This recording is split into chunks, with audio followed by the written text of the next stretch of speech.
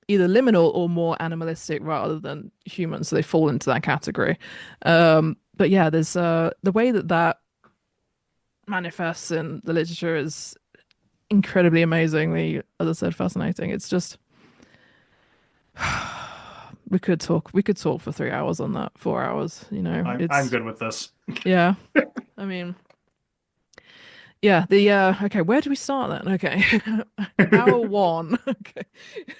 So another project that I saw mentioned on your website upcoming is Sigrun, a novella. Yes. It is. I've given myself a word count of 35,000 words. I basically said, like, well, Sigrun just kind of pops up out of nowhere. Obviously, we know that her backstory is actually reincarnated from Svova, but other than that, she pops up and meets Helgi, and then off they go. So I was kind of just having the sort of experimental kind of approach to, again, quite a kind of a dedication in terms of I'm very much worshipping Sigrun as I'm writing it, and just thinking like, what was she up to, you know, between that time period? Just kind of like a little speculative, in all of that. But I think what my main goal with that is to encourage heathens to write creatively if they have the want or the need to about the gods that they worship, and I'm finding it very interesting to kind of put into with a creative mindset how I worship the Valkyries and how I perceive them through writing. It's very different from obviously the Valkyrie book, which is strictly more non-fiction in terms of the approach, in terms of analyzing the material, and so writing it from a more of a creative way is refreshing and also very strange. And but yeah, I'm hoping to get that out this year at some point, probably self-published. But yeah, So are you viewing this then as fiction, or are you viewing this as sort of creating a myth yourself? that's the question, isn't it? Because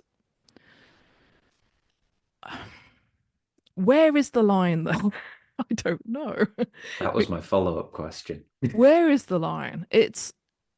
I guess it's because I'm aware that this is purely from my own mind. You know, we have no information in terms of that what happened after Svova died and before Sigrun meets Helgi. We have no information whatsoever, other than the fact that she was apparently a Valkyrie in whatever roles. I don't know how long for. We just know that she is seen above the skies when Helgi's on his ship with Valkyries. And she lands and it's all badass and awesome. But yeah, it's definitely, that's a really interesting question, and I don't know whether I know. I guess for me it's mostly fictional because I'm aware that this is, but then how you going into the whole idea of how were myths, you know, created, and at what point were they just, you know, potentially fiction? I don't know. Is it just to do with intent, or is it I don't know. As I was going to say, is this coming from your mind, or is this being put into your mind? If Don't, this is a here we go. if this is a devotional act for Sigrun. I don't know. Let's say that maybe some of it is kind of being nudged in the right in a certain direction, because I'm also using it as a kind of fleshing out some of the ideas around my frustration with the myth mostly being about the elite, the social elite. So I've got a chapter in there from someone who is a thrall under Sigrun's father, and kind of using that as a sort of a way of juxtaposing these two perspectives of one with power, one without power, and you know the kind of the everything, the various themes that are explored within the literature. And so yeah, maybe a little bit of both. But I mean, far and away, don't use this as a VPG moving forward, please. It's just Too late. no. But yeah, it's interesting. It was initially planned as a sort of like a change of flavor to kind of, because I was moving from the Valkyrie book to the Wild Unleashed. I didn't really want to, because the Wild Unleashed is also being written with Dan Coulter, who's currently doing his PhD. I don't know how he's doing that. Absolute beast, going through that on a very fascinating topic. I don't know whether I can talk about it, but I'll hint, about neurodiversity in medieval literature, very specific period. So that's fascinating. Honestly, some of the stuff that he's come like is the like comparisons are just like amazing stuff. But yeah, so I'm working on it with him, and it's looking to be 100,000 words plus. So I felt like I needed some sort of palate cleanser between projects, because that's a lot. It's a I lot. love that your palate cleanser is a 35,000 word novella. I can't say that I'm cut from much different cloth, because I can see my co-host looking at me like, you motherfucker. It's just, yeah, it's something very nice. It and the approach, and just kind of like putting how I see like hell, the realm, and because there is a bit in there that Sigrun interacts with Brynhilde, and in hell, which I thought was, and I kind of want to borrow a little bit of Saxo's in there. Like, I'm not doing this from like it's a visual place and it's sleet spattered and all of that Snorri leans into. This is very much the way that I see it, almost like an Alice in Wonderland sort of perspective of just like a flipped kind of like parallel world, as it were, with Hadding. But yeah, it's interesting because it is informed through my UPG and inspirations from the literature. So it's, yeah, I think it might be of interest, and I would implore any other heathen to do the same, to write about their own experiences through creative means, or again, nonfiction, in terms of their kind of like more academic. It seems strange to call it nonfiction though, because it feels like that's too clinical a term. It's like we need a third category. We need like, this is devotional heathen writing. It's not exactly It's the issue of walking into Waterstones and going, we have fiction and non-fiction and religious texts. yeah. What about living stories? It's, yeah, it's honestly, it's just it's, Because, like, to me, like, this is where a lot of the metal meets the meat. Because I yeah. mean, one of the things that I've done over the years in a lot of different contexts is talk about the creation story from the Norse myth and like the Voluspa and the Gylfaginning. And every time I tell it, there is something different that comes forward, whether it's from my perspective as the storyteller or the gods or spirits pushing something. Um, to me, what really we're talking about is living, breathing Hmm. storytelling, where it's taken out of this like, does it comport with consensus reality versus is this true? Like, truly myth making is what you're Mm. talking about. And I think that's a powerful liminal space to be in when you think of, well, because I mean, like, people will be like, oh, it's fiction, it's a novella. It's, no, you're myth making. You just Mm. happen to find it really fun to fucking do, which is great. I love that. That's a really cool perspective. Oh my brain is just blowing. Like it's just like, So poof. when Dan Coltus is on his break from writing about neurodiversity in a particular region, a particular area of medieval Yes. history, because I mean, looking at 14th century Byzantine records is going to be pretty draining. So I can see this being a good break from that. Yeah, I mean he's having to learn High Middle German. Mm. Fuck. Uh yeah. So he luckily was taught Latin and Old Norse in his masters. But he's In the womb, in the yes. womb. Yeah. And yeah, so now he's doing High Middle German and some, oh wait, Middle Welsh. So he's, yeah, he's, that is his brain right now. So I'm constantly amazed. He's told me to stop referring to him as my mentor. Because he says he's very, like, in terms of humble. He says, "You're my peer." I'm not. I can't speak old, middle, high German. You amaze me. And I Old, middle, just, high. High, old, northern, middle German. Goldilocks German. Yeah, All three bears of German. yeah. One of the beautiful things about having a mentor is when they call you a peer, it's really not on you to argue with them. I mean, I try. I know. I Um, get it. I get it. But just because you can't speak Old Middle High German, Middle Welsh, what you are providing the community is a beautiful, needed, informed, and spirit-driven perspective.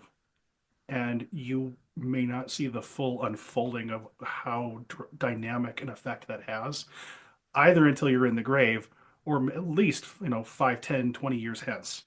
Like, please do not sell yourself short. Sif and I are from the part of Britain furthest from the sea. We know hills and valleys. We don't know piers. Piers make no sense to us. I appreciate the humor there because that almost made me cry. Thank you. Um, I'm yeah. also not wrong, No. What is this pier you speak of? right? We understand hills and we understand valleys. Piers? I mean, I live in Michigan. We have like piers and lighthouses fucking everywhere. So like when people are like, "Oh, I don't know how to how to relate to Njorther," I'm like, I live in Michigan. Like, take a look around because we have inland seas all over the fucking place. And if you really like want to find a body of water that will challenge you like an ocean, go take a dip in Lake Superior because if you're in there too long, you're going to freeze to death. Oh, I feel like a water deity discussion is imminent. Water is so liminal and so important to the kind of the Old Norse religion. It's so everywhere. Yeah, Would you start looking for it, you got Pennsylvania and like this whole idea of swamps and bogs and rivers and everything else, and you just think, wow, that's a whole life's worth of reading right there. absolutely. I think that's it's I think that is one of my favorite things about heathenry is that you can come at it from whatever angle and you can find decades of of either like personal practice or like reading that you find fascinating. Every angle, whatever your interest is in. And Every Saxon, too. Well, okay. and that's Sif gone. Yeah, I'm just right. Okay. No.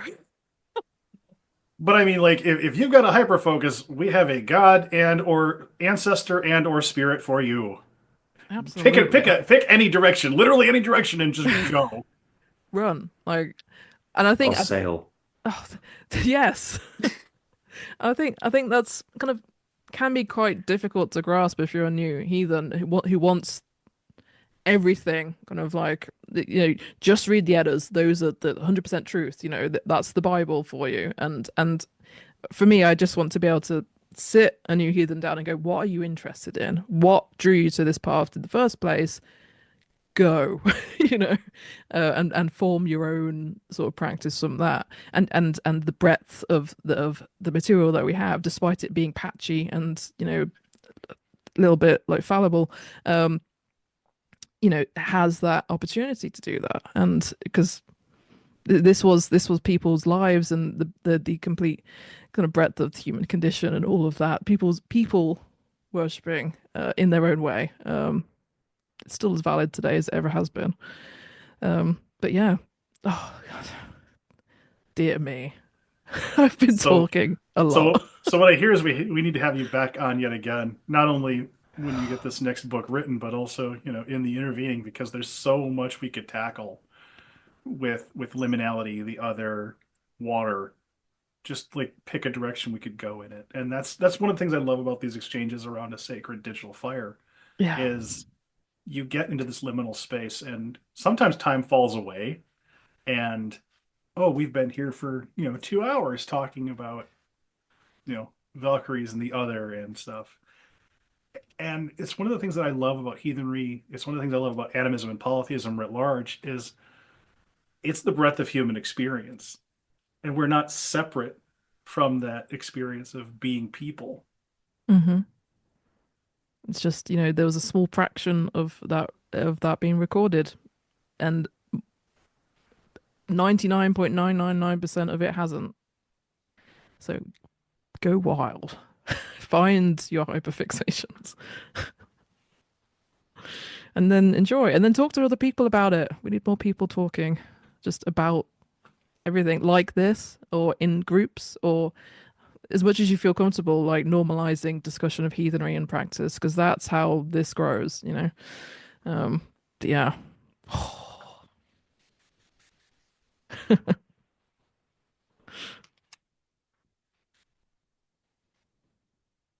I think Sif saying venture forth and discuss might be a great ending point, unless anyone else had anything that they wanted to.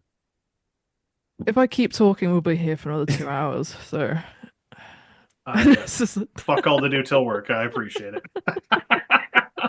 So if people want to find the existing currently published works by your good self, or your wonderful artwork, or find out about anything else that you do and where you be, where can they go, Sif?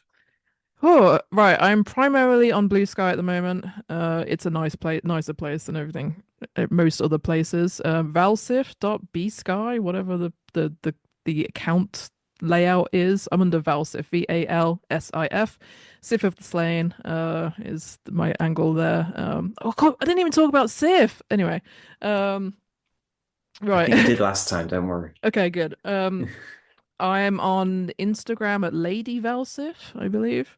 That's where I post most of my art and just random book covers of things that I'm reading. I'm on YouTube at Valsif. And in terms of the books, Valkyria's Servant or Master is basically available most places. If you type it in, you'll find it somewhere. Whether that be like Barnes and Noble, Waterstones, whatever your local bookshop is, chances are, if they don't have it, they can probably order it in. What else? Wyrd Less Woven is on Amazon and Kindle.